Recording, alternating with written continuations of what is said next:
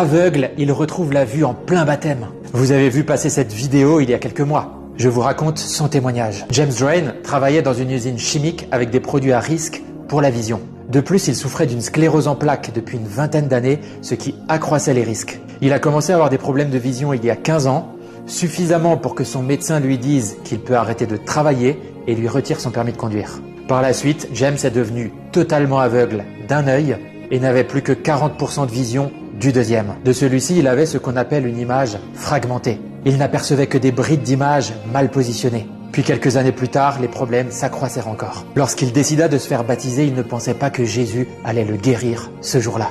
Il ne voulait que lui donner sa vie. Lorsqu'il ressortit des eaux du baptême, il ressenta une immense joie, il cria et parla en langue brièvement. Soudain, les lumières autour de lui sont devenues très intenses. D'habitude, la lumière était comme des faisceaux lumineux très dérangeants. Mais il commença à distinguer chaque lumière individuellement. Il baissa alors les yeux et vit la foule, ce qu'il ne pouvait pas faire avant. Il distingua même les visages. Il se tourna alors vers le pasteur et lui dit « Ne dis rien pour l'instant, mais j'ai l'impression de voir. » Il regarda alors le plus loin possible au fond de la salle et vit des drapeaux.